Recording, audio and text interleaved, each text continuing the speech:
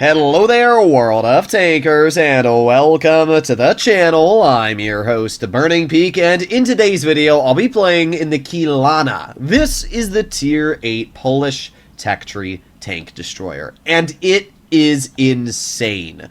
This tank has crazy good damage per minute, it has really good alpha damage, stupid good armor, and I might have to say this vehicle looks quite overpowered, at least on paper. Now, I've only played one battle in the tank, and I actually did it with a stock crew accidentally, and I'm sitting at 4,500 average damage for that one game, which is kind of crazy. So, in today's video, I'm going to be showcasing why this vehicle looks so crazy good, and we're going to be doing some gameplay as well. Let's first of all make our way over to the gun on this vehicle, a 162mm, which deals 700 damage per shot, and obviously loses alpha over distance. It has 350 damage at 500 meters. Now, what's interesting is that the tier 10 actually deals less damage at 500 meters. It's 300. So the tier 8 actually has more damage at distance than the tier 10. Weird. I don't even know what to say about that, even though it's got less standard alpha. So you're dealing more damage at distance, which is great. Not only that, but it has really, really good overall DPM at 3,500, and its dispersion, while not great at 0.33, isn't bad when you pair it with only a 2.7 second aiming time. Gun depression is 7 degrees, just like the rest of the line, and mobility-wise, the tank is alright. It's not the fastest at 40 kilometers per hour, but it is mobile enough to get the job done. The most important thing we want to take a look at here is the armor profile, and this vehicle actually has a surprisingly good armor profile, kind of like a miniature version of the tier 10. The upper plate on flat ground is looking to be about 260 to 50 millimeters thick, so tier 7s and tier 6s, if you do go up against them, are not going to pen you, even with the majority of their premium ammunition. And if we get a vehicle out that shoots heat, because obviously a lot of shells being fired at this vehicle will be premium heat, we can see it's upwards of 270 to 80 millimeters on this flat upper plate. Using 7 degrees of gun depression, this vehicle is now about 300 effective on this hull. Now, to be fair, we're using an SU-130, so it has 320 mils of heat, but yeah, that's actually pretty effective armor. Even tier 10s with AP are going to struggle to cut through this tank. So yeah, in that regard, it's actually got quite substantial armor. And we can also see that it's got really good penetration, 302 mils on the premium, and it's got about 270 on the standard. I should also mention that it has very little damage drop-off. You can see that the pen only drops off by about 10 millimeters over distance, which is actually really good, probably down to the fact that it has 1,670 meters of shell velocity. This tank looks crazy, and we're going to get into some battle and see just what it is capable of doing. This is actually quite a solid matchup for our first battle. I wish more games were like this because it would definitely make the game a lot more fair and enjoyable. But we're probably going to be playing at least a tier 9 game some point in this video. Up against us, we have an AMX M449, Renegade Type 63. That is 3 heavies right there. That's all they got for heavies, so not actually that scary of a lineup in general. We can butter through the AMX apart from the turret. We can butter through the Type 63 apart from the turret. And we can butter through the Renegade apart from the turret. Although I guess we can hit his hatch. The AMX hatch is quite small, but very easy to pen if you do end up hitting it. Ideally, you want to drive this tank frontline. I mean, that's as simple as it is. You should be using this vehicle as close to your opponents as you can get it, because with 700 damage per shot and 3,500 DPM, it's going to be very hard to counter this tank. And that is the major advantage of a vehicle like this, is getting it to use that alpha damage. Now, thankfully, as we went over, it doesn't have as much drop-off as the tier 9 or 10, but it is still going to lose damage at distance, so you're going to have to keep that in mind. Alright, well, unfortunately, it looks like our team has literally gotten bamboozled beyond belief on the medium flank, which is mid, so that's not good. But we are slowly making our way into the front here. This BZ is also making his way up here. I'm just going to take a look at this crossing, and we'll see if I can get an early game shell out. Should be... Uh-oh, my game's lagging a bit, but hopefully it chills out. Okay, there you go. Come on. Somebody roll around the corner. Doesn't look like we're seeing much as of yet, which means they're either not here or they're really slow, but I can't imagine they're much slower than me. That just wouldn't make sense. So I don't know where the heck they are. I'm just going to make my way through with the AMX. If worst comes to worst, I run into them, and I have to use my big ol' alpha to fend my way. But yeah, weirdly enough, I'm not seeing anything here, so I don't know where their team is, unless their heavies are around this corner, and I'm just, like, stupid. Nope, what? Where the heck is their team? Okay. Oh, they're all just camping here. Crazy. Okay. Well, that's just... I don't even know what to say. Why are they all camping back here? Like, what? What? They're not in platoon or anything like that. So weird. Alright, well, let's just move up a bit. And I guess we can aim it on the enemy AMX. There you go. 622 damage shell straight into his hatch. Okay. I don't know what this enemy team is doing. That's the part that's weirding me out. Alright, let's poke this again. We do have the Chimera here, and we should be able to butter right through the Chimera turret. There you go. 543 shell. This is where I feel like this tank is a little bit stupid, because we have so much DPM that I think it's almost hard for these enemies to really counter me in this current situation. Let's aim it on the AMX. There you go. 593 hatching shell again. And the AMX is now a one-shot. The Chimera is also a one-shot. We're just going to reload here, and let's see if we can finish him off. 3, 2, 1. Oh, really? That's pretty lame. And he managed to hit us in the roof, which is even a little more lame. We got 2 full health tanks just sitting behind me, which is kind of lame as well. Just saying lame for every word here, but I don't know why I'm the only one doing things right now. Is the rest of our team going to do something? That's the question. Come on. Bruh.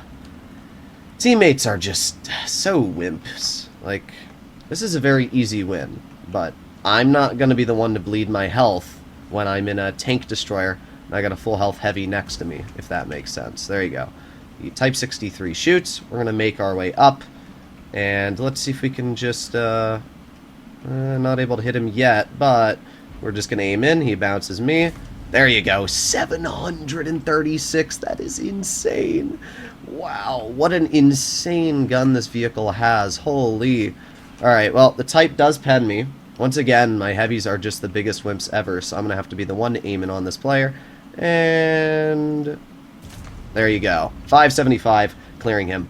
This is the only problem I have with World of Tanks teams, is that, as I've said in the past, everybody just plays like the biggest wimp ever. And I'm literally in a tank destroyer making bigger plays than our team here, and because of that, it's taking way longer to clear this flank than, at least in my opinion, it should be.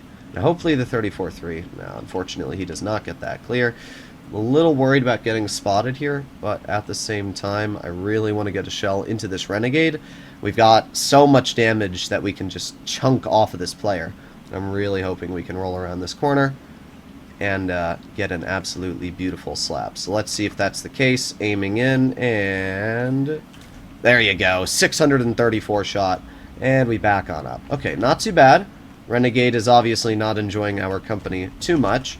He shoots, so we're just going to pull around the corner here. We're going to aim it on his hatch. There you go, 393. He's dead. We're up to 4,100 damage. Now, I might die. I hear a lot of shots being fired at me, which is not good. I don't know where the enemy is, so these are definitely things going through my mind. Chimera got away, which is something that's quite scary. Alright, but we're okay. We're alive, which is good. Our Caliban flexed back. There's the enemy Chimera. We're not spotted ourselves, but the problem is if I do get detected, I'm really worried they're going to clear me if there's anything in mid. That's the big worry right now. I'm also a one-shot, which is not necessarily great for us. Hoping that I can kind of use this bush right here. And maybe I can work this bush. Let's see. Is the Chimera going to poke it again? There you go. Easy clear on the enemy Chimera. And we back up. Okay, we're up to 4,300 damage, which is pretty dang solid if you ask me. Scorpion's all the way in the back, though. And it's looking pretty bad right now. Our AMX needs to make this play. Let's see. I'm going to aim it on that. Oh, that's super, super good. Alright, nice. You have the enemy AMX M4 in the back. Come on, poke it. Come on. We can't pen him anywhere in the turret. The only spot we can pen him is in that hatch.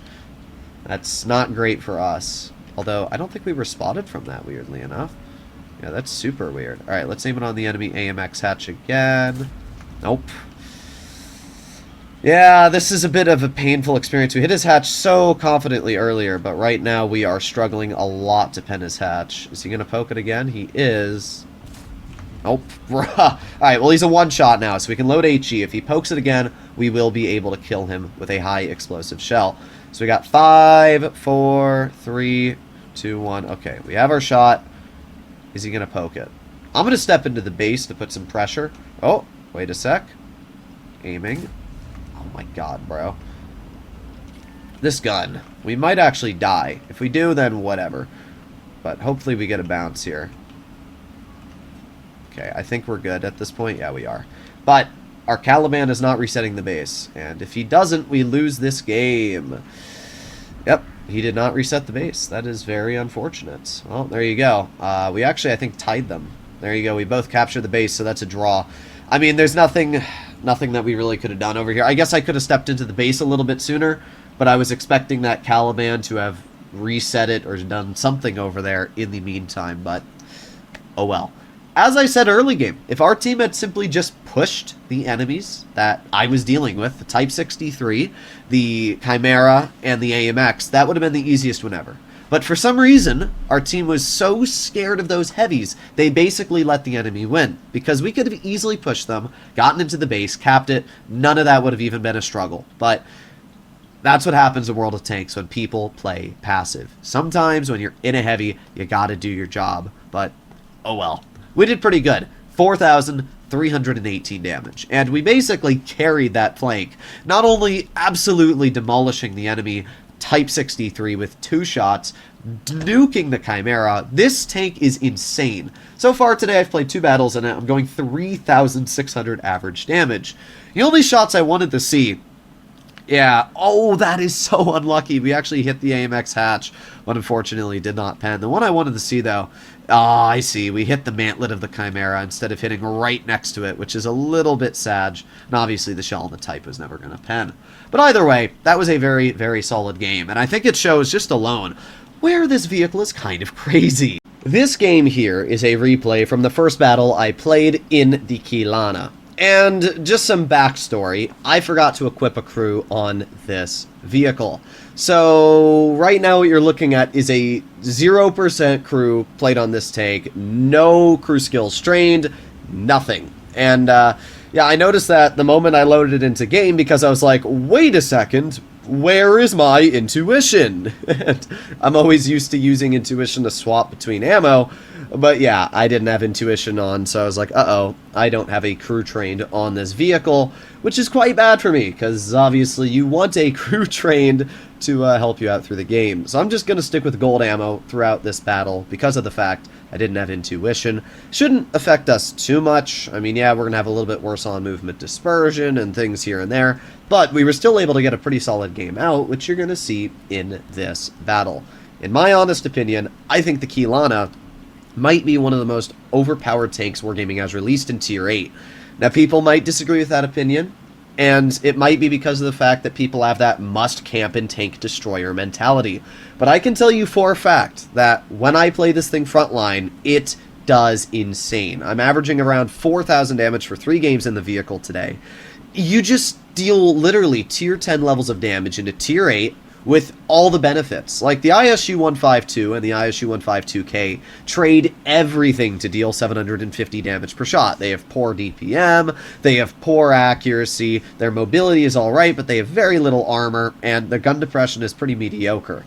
This tank has 7 degrees, which is somewhat flexible. It has incredibly good shell velocity, decent dispersion, and it has incredibly good damage per minute. I would like to see an ISU get a bounce from the Jagdpanther 2 in that exact same situation, because let's be honest, you probably wouldn't have. And in return, I dealt 582 damage with the first shot of the game. This vehicle just has every advantage over basically every other TD. It's crazy. I kind of think of this thing as a V4 down at Tier 8. And yeah, I can tell you for a fact that this is a tank you should want to get your hands on. It's such a scary opponent to go up against. So we're going to make our way into a somewhat aggressive position here. And we have the setter in front, and we also have the VK-45 at distance. Now that VK-45 is pretty dang far away. That's a good... I was going to shoot at that setter, but actually the shell hit the VK. But as we can see, I only rolled 311 there. And that VK was what? A good probably 250-ish meters, 300 meters away. So at that distance, we can see how much your damage drop off. You go from 700 to 350. That is literally half the damage you deal stripped away. And it is a great example of how quickly you can lose the damage this vehicle deals. Now, at this point, I didn't realize, but the VK was just slightly out of my render range. I was like, wait a sec, I can just drive a teeny bit up, and then I'll spot him. So I'm aiming on the side of the VK, however, the shell goes a little low. If I had had a fully trained crew, that probably would have hit, especially with brothers in arms and everything else, but oh well. We do get spotted by the Panther, which is a little annoying, but the VK bounces me, which is quite good, and we load in a gold shell right into his hull for, again, only 306. We are low rolling. As we saw before, our average damage is closer to, what, like 350, even at the furthest distance, so we're just kind of low rolling here. Oh, the Artie tries hitting us. That's not always fun. Hits us right in the gun as well. I mean, I guess it's better than dealing no damage, but still kind of annoying. So we're going to drive up this hill. We're going to see if we can, once again, start shooting at the VK. But I'm going to put myself in a spot here where hopefully it's a little bit better. So we have the King Tiger spotted. We have the VK. My teammate said he needed help with the King Tiger. So I'm like, all right, I'm going to aim it on his vehicle. We get the shell. I didn't realize until I shot that I actually had a damaged gun. So I'm going to have to repair that. But let's aim it on the VK in the process. But I was like, holy, why is my accuracy so bad? Then the Scorpion drives in front of us and just sits there the whole time. Loses all of his health. Yep, just keep sitting right there. Thank you. Now that the Scorpion is basically dead, we get a nice shell into the VK once again. He bounces me. We can see that at distance here, the VK is basically a 50-50 whether he's going to pen me or not due to the shell penetration drop. He's also not firing gold, so we're just buttering through that VK. No issues whatsoever. The problem is that Panther is proxy spotting me. That is kind of an annoying situation for me. So I'm going to aim it on the VK. Oh man, he slams it right into our lower plate. That's not great. We are now a one-shot, and we have a dead driver, which I can't do much about. Well, the good news is that the VK is a one-shot. We get a bounce because we were able to back up far enough. We're at 2,500 damage. We've blocked 1,770, and we're okay. Alright, not too bad, not too bad. But we can see, like, at distance, this tank feels really mid. Like, yeah, the accuracy's okay, and the pen's great, but you're only dealing 300 damage a shot. I'm basically a Shrek TVP with every downside. But, again, when you're able to drive this thing more towards a frontline situation, holy insane. Now, I got so unlucky here. I swapped back to standard ammo because I was looking at their lineup and I was like, wow, they don't really have anything left that I can shoot. But, thankfully, the Panther makes a misplay anyway, backs into the open, and there you go. 553 damage clearing his vehicle. That brings us up to 3,084 dealt. Not bad at all, not bad. There's still a decent chunk on the enemy team left. We have the K2, we have the Semovente, and the VK. We're not able to hit them just yet. Looks like the K2 might be able to get hit, but I do want to drive up a little bit so we can actually see where he is. There you go. We do have the K2 spotted, but he backs up before able to get the shell out, and as we can see, he is not poking anymore, which is a little bit unfortunate. Okay, well, what do they have left? Basically just a bunch of tank destroyers. A Jagdpanther 2, T-28 Proto, XM6XF, IKV-90. Problem is, basically all the tanks they have on their team have the ability to one-shot me, especially if the Artie does get a snap on my vehicle. So, not necessarily great. Good news is that, again, we do have pretty good armor, but these are tank destroyers, so they will definitely have the ability to cut through my armor quite easily. We get spotted. I honestly don't know what spotted me. Like, this really confused me. Maybe it was the XM6XF, but I'm just confused on how he was able to see me that far away. Either way, we're going to aim it on the XM. Here we go. 374 damage. Not a great roll. We must have low-rolled it because we weren't that far away from his tank. But we're going to move up. We're going to drive all the way into this bush here. The closer I get, the more damage I deal. So ideally, if I can get as close as possible, we're going to be able to get an absolute juicer. There you go, 490. So we went from a 374 to a 490 just by closing about 50 meters of distance. Again, shows you just the difference in damage drop-off there. So at this point, the enemy team has a full health Jagdpanther 2, They have an IKV 90 and an S51. So we are going to move on up, see if we can get a little bit out. I honestly make a misplay here. The IKV gets spotted, and I was focused more on getting the artillery, and then I realized, oh, I can shoot the IKV, but I kind of messed up, and by the time I aimed in on him, it was too late. If I'd focused him first, I easily would have been able to get at least like a 500-600 damage shell out, which would have put us up to about 4,600 here. But thankfully, the Ag Panther 2 is spotted. We're going to aim in, get a shot, and there you go, 538, bringing us to 4,486 damage, 1,770 blocked, and what an incredibly easy game.